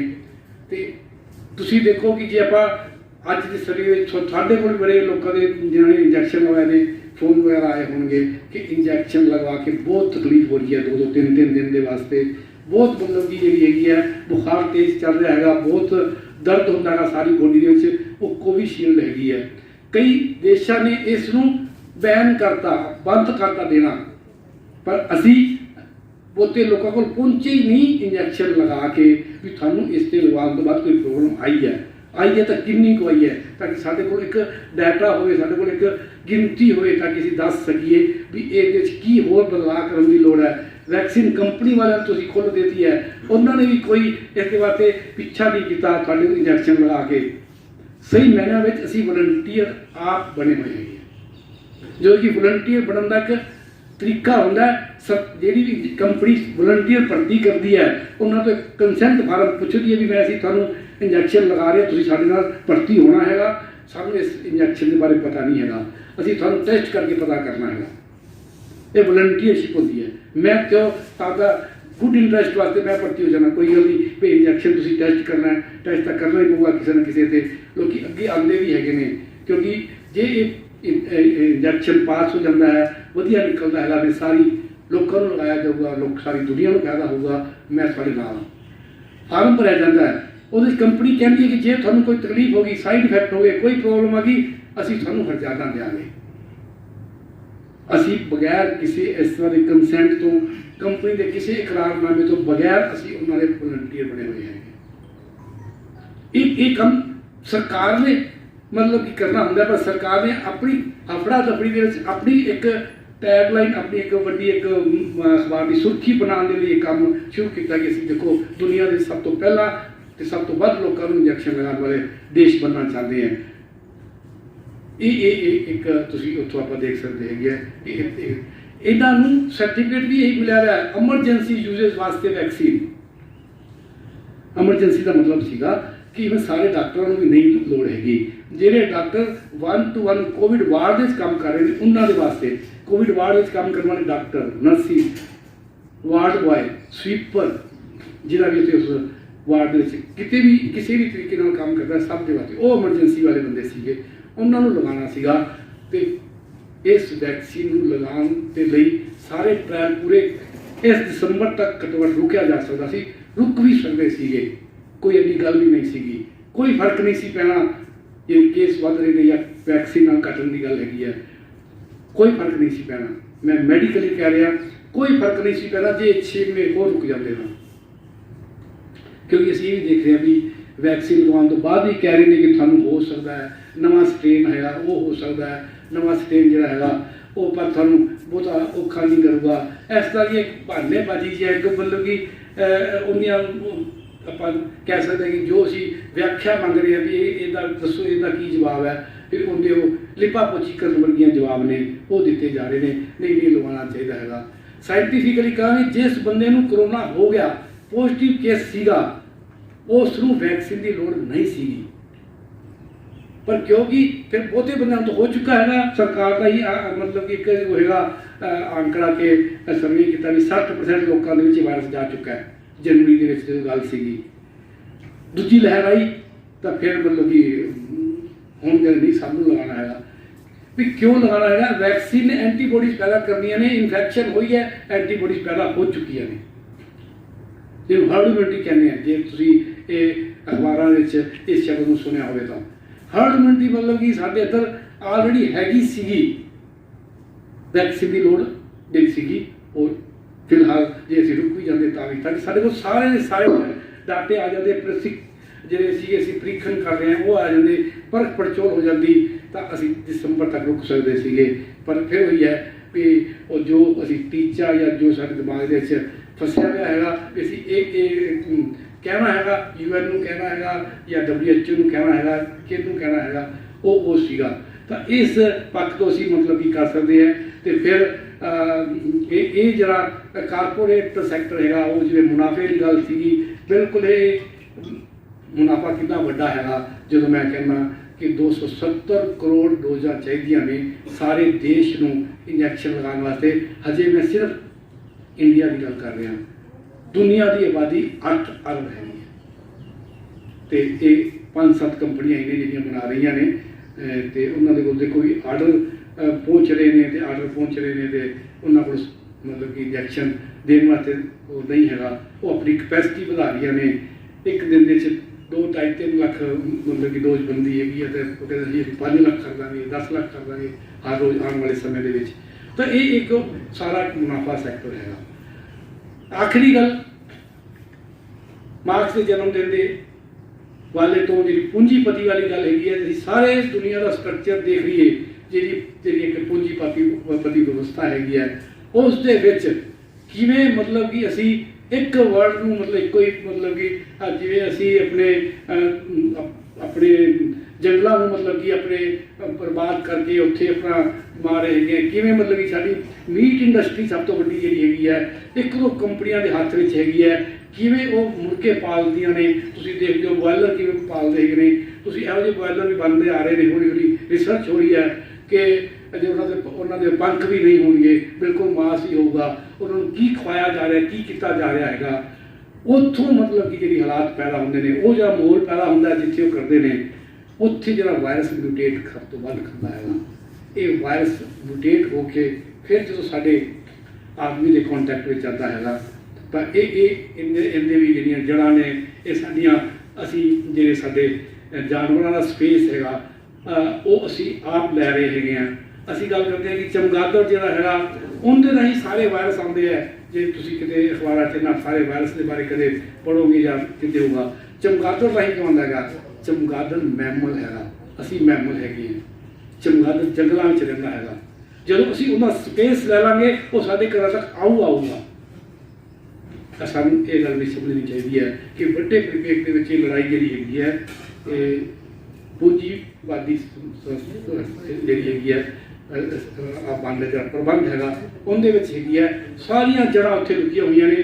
ਕਰੋਨਾ ਕੋਈ ਆਇਆ ਹੈਗਾ, ਇਹ ਨਹੀਂ ਕਿ ਸਾਲ 2 ਸਾਲ 6 ਮਹੀਨਿਆਂ ਦੇ ਵਿੱਚ ਇਹ ਠੱਲ ਪੈ ਜਾਊਗੀ ਤੇ ਆਪਾਂ ਇਹ ਕਹਿ ਸਕਦੇ ਕਿ ਇੱਕ ਲਹਿਰ ਹੋਰ ਆ ਜਾਊਗੀ, ਉਹ ਵੀ ਠੱਲ ਪੈ ਜਾਊਗੀ। ਇਹ ਨਹੀਂ ਹੋਗਾ ਕਿ ਇਹ ਆਖਰੀ ਮਹਾਮਾਰੀ ਹੈਗੀ ਇਸ ਧਰਤੀ ਦੇ ਉੱਤੇ। ਜਦ ਤੱਕ ਇਹ ਪੂੰਜੀਵਾਦੀ ਪ੍ਰਬੰਧ ਰਹੂਗਾ ਅਸੀਂ ਇਹੋ ਜਿਹੀਆਂ ਮਹਾਮਾਰੀਆਂ ਦਾ ਸਾਹਮਣਾ ਕਰਦੇ ਰਹਾਂਗੇ। ਇਹ ਇਕੱਲੀ ਵਾਇਰਸ ਨਾਲ ਹੋਣ ਵਾਲੀ ਮਹਾਮਾਰੀ ਦੀ ਗੱਲ ਨਹੀਂ ਹੈਗੀ ਹੈ, ਗੱਲ ਵੱਡੇ ਪ੍ਰਭੇਦ ਦੇ ਵਿੱਚ ਸਾਡੀ ਭੁੱਖਮਰੀ ਦੀ ਹੈਗੀ ਹੈ। ਹੋਰ ਵੀ ਸਾਰੀਆਂ ਗੱਲਾਂ ਇਹਦੇ ਵਿੱਚ ਜੋੜੀਆਂ ਜਾ ਸਕਦੀਆਂ ਨੇ। ਸਾਡੇ ਕੋਲ ਅਨਾਜ ਦੇ ਭੰਡਾਰ ਨੇ, ਅਨਾਜ ਦੇ ਭੰਡਾਰ ਨੇ ਤੇ ਲੋਕੀ ਰਾਤੀ ਭੁੱਖੇ ਸੌਂਦੇ ਆ। ਭੁੱਖਮਰੀ ਦੇ ਵਿੱਚ ਅਸੀਂ ਦੁਨੀਆ ਦੇ ਵਿੱਚੋਂ 100ਵੇਂ ਨੰਬਰ ਤੇ 102ਵੇਂ ਨੰਬਰ ਤੇ ਥੱਲੇ ਹੈਗੇ ਆ। ਸਾਡੇ ਤੋਂ ਵਧੀਆ ਪਾਕਿਸਤਾਨ, ਬੰਗਲਾਦੇਸ਼ ਹੈਗੇ ਨੇ। ਸਾਡੇ ਮੁਲਕ ਵਿੱਚ ਵੱਧ ਭੁੱਖਮਰੀ ਹੈ। ਹੁਣ ਕੋਈ ਇਹ ਕਹਿ ਸਕਦਾ ਕਿ ਭੁੱਖਮਰੀ ਜਿਹੜੀ ਹੈਗੀ ਹੈ ਐਵੇਂ ਕੋਈ ਬੰਦਾ ਦੱਸਦਾ ਕਿ ਮੈਂ ਭੁੱਖਮਰੀ ਨਾਲ ਮਰਿਆ, ਮੈਂ ਭੁੱਖ ਨਾਲ ਮਰਿਆ। ਇਹਦੇ ਵਾਸਤੇ ਇੱਕ ਤਰੀਕਾ ਹੁੰਦਾ, ਵਿਗਿਆਨਿਕ ਤਰੀਕੇ ਦੇ ਨਾਲ ਹੀ ਕੱਢਿਆ ਜਾਂਦਾ। ਜੇ ਬੰਦਾ 2 ਟਾਈਮ ਮਤਲਬ ਕਿ ਰੋਟੀ ਖਾਣ ਦੀ ਲੋੜ ਹੈਗੀ ਹੈ, ਵੈਸੇ 3 ਟਾਈਮ ਚਾਹੀਦੀ ਹੈ, ਚੱਲ ਮੋਟੇ ਆਪਾਂ 2, ਤੇ ਜੇ 1 ਟਾਈਮ ਉਹਨੂੰ ਰੋਟੀ ਮਿਲ ਰਹੀ ਹੈਗੀ, 1 ਟਾਈਮ ਨਹੀਂ ਮਿਲਦੀ, ਕੀ ਉਹ ਹੌਲੀ ਹੌਲੀ ਭੁੱਖਮਰੀ ਨਹੀਂ ਹੈਗੀ? ਤਾਂ ਇਹ ਬਹੁਤ ਸਾਰੇ ਹੋਰ ਤਰੀਕੇ ਨੇ। ਦੁਨੀਆ 'ਚ ਸਭ ਤੋਂ ਜੇ ਬੱਚੇ ਨੇ ਸਾਡੇ ਦੇਸ਼ ਦੇ ਵਿੱਚ ਸਭ ਤੋਂ ਘੱਟ ਕੱਦ ਤੇ ਜਿਹੜਾ ਉਹਨਾਂ ਨੂੰ ਚਾਹੀਦਾ ਹੈਗਾ ਉਸ ਉਮਰ ਦੇ ਕੱਦ ਦੇ ਭਾਰ ਚਾਹੀਦਾ ਹੈਗਾ, ਉਹ ਕੱਦ ਦੇ ਭਾਰ ਦੇ ਹਿਸਾਬ ਦੇ ਨਾਲ ਜਿੰਨੇ ਸਾਡੇ ਬੱਚੇ ਹੈਗੇ ਹਿੰਦੁਸਤਾਨ ਦੇ ਵਿੱਚ, ਦੁਨੀਆ 'ਚ ਸਭ ਤੋਂ ਵੱਧ ਬੱਚੇ ਸਾਡੇ ਹਿੰਦੁਸਤਾਨ ਦੇ ਨੇ। ਮਤਲਬ ਕੀ ਹੈ ਕਿ ਉਹਨਾਂ ਨੂੰ ਜਿੰਨੀ ਖੁਰਾਕ ਚਾਹੀਦੀ ਹੈ ਉਹ ਨਹੀਂ ਮਿਲ ਰਹੀ। ਤਾਂ ਵੱਡੇ ਪਰਿਪੇਖ ਦੇ ਵਿੱਚ ਇਹ ਸਾਰੇ ਆਪਸ ਵਿੱਚ ਜੁੜੇ ਹੋਏ ਨੇ। ਬਿਲਕੁਲ ਆਪਣੇ ਮੁਲਕ ਜੀ ਨੇ ਸ਼ੁਰੂ ਵਿੱਚ ਕਿਹਾ ਸੀਗਾ ਕਿ ਇਹਨੂੰ ਉਸ ਪਰਿਪੇਖ ਵਿੱਚ ਦੇਖਣ ਦੀ ਲੋੜ ਹੈਗੀ ਹੈ, ਚਾਹੇ ਸਾਡਾ ਇਹ ਕਰੋਨਾ ਦਾ ਸੰਕਟ ਹੈ ਤੇ ਚਾਹੇ ਸਾਡਾ ਕਿਸਾਨੀ ਦਾ ਸੰਕਟ ਹੈਗਾ। ਇਹ ਸਾਰੇ ਅਲਟੀਮੇਟਲੀ ਉਸੇ ਜਿਹੜੀ ਹੈਗੀ ਹੈ ਵਰਲਡ ਬੈਂਕ ਹੈ, IMF ਹੈਗੀ ਹੈ, ਇਹ ਸਾਰੇ ਉਹਨਾਂ ਦੀਆਂ ਦਿਸ਼ਾ ਨਿਰਦੇਸ਼ਾਂ ਹੇਠ ਹੈਗੇ ਨੇ ਕਿ ਕਿਵੇਂ ਪਿੰਡਾਂ ਨੂੰ ਖਾਲੀ ਕਰਨਾ ਹੈਗਾ, ਸ਼ਹਿਰਾਂ ਨੂੰ ਚੱਕਣਾ ਹੈਗਾ, ਸਾਰੀ ਜ਼ਮੀਨ ਖੋਣੀ ਹੈਗੀ ਹੈ। ਉਹਨਾਂ ਦੇ ਉੱਤੇ ਆਪਣੇ ਆਪ ਨੂੰ ਆਪਾਂ ਕਹਿੰਦੇ ਕਿ ਕੋਆਪਰੇਟਿਵ ਮਿਲ ਕੇ ਕੰਮ ਕੀਤਾ ਜਾਵੇ। ਉਹ ਕਹਿੰਦੇ ਨਹੀਂ, ਕਾਰਪੋਰੇਟ ਦੇ ਹੱਥਾਂ ਵਿੱਚ ਸਭ ਕੁਝ ਦੇਣਾ ਹੈਗਾ। ਤਾਂ ਇਹ ਸਾਰਾ ਉਸੇ ਦਾ ਹੀ ਨਤੀਜਾ ਹੈਗਾ। ਇਸ ਪਰਿਪੇਖ ਦੇ ਵਿੱਚ ਇਹ ਸਾਰੇ ਦ੍ਰਿਸ਼ ਨੂੰ ਸਮਝਣ ਦੀ ਲੋੜ ਹੈ। ਉਸੇ ਦ੍ਰਿਸ਼ ਦੇ ਵਿੱਚ ਕਰੋਨਾ ਨੂੰ ਸਮਝਣ ਦੀ ਲੋੜ ਹੈਗੀ ਹੈ। ਇਸ ਤੋਂ ਅਸੀਂ ਕੀ ਮਤਲਬ ਕਿ ਕਿਵੇਂ ਅੱਗੇ ਵਧਣਾ ਹੈਗਾ, ਕਿਵੇਂ ਫੈਸਲੇ ਲੈਣੇ ਹੈਗੇ ਨੇ, ਇਹ ਐਵੇਂ ਇੰਨੇ ਆਸਾਨ ਫੈਸਲੇ ਨਹੀਂ ਹੁੰਦੇ। ਮੇਰੇ ਕੋਲ ਜੇ ਫੋਨ ਆਇਆ ਕਿ ਵੈਕਸੀਨ ਲਵਾਈਏ ਕਿ ਨਾ ਲਵਾਈਏ, ਹੁਣ ਜਵਾਬ ਚਾਹੁੰਦਾ ਹਾਂ ਜਾਂ ਨਾ ਵਿੱਚ। ਅਤੇ ਅਸੀਂ ਜਿਸ ਤਰ੍ਹਾਂ ਦੇ ਮਾਹੌਲ ਦੇ ਵਿੱਚ ਰਹਿੰਦੇ ਹਾਂ, ਇਹ ਇੰਨਾ ਆਸਾਨ ਨਹੀਂ ਹੈ। ਬਾਹਰ ਹੀ ਇੱਥੇ ਮਿੱਤਰ ਬੈਠੇ ਹੋਣੇ ਆ, ਮੈਨੂੰ ਕਹਿੰਦੇ ਜੀ ਮਾਸਕ ਲਾਉਣ ਦਾ ਫਾਇਦਾ ਹੈ ਕਿ ਨਹੀਂ ਹੈ। ਮੈਂ ਥੋੜ੍ਹੀ ਗੱਲ ਸਮਝਾਉਣ ਲੱਗਿਆ, ਕਹਿੰਦੇ ਨਹੀਂ, ਹਾਂ ਜਾਂ ਨਾ, ਹਾਂ ਜਾਂ ਨਾ 'ਚ ਨਹੀਂ। ਜੇ ਹਾਂ ਜਾਂ ਨਾ 'ਚ ਜਵਾਬ ਦੇਣਾ ਹੁੰਦਾ ਤਾਂ 1 ਘੰਟਾ 1.5 ਘੰਟਾ ਬੋਲਣ ਦੀ ਲੋੜ ਨਹੀਂ ਸੀ। ਤੁਹਾਡਾ ਸਾਰਿਆਂ ਦਾ ਬਹੁਤ ਬਹੁਤ ਧੰਨਵਾਦ।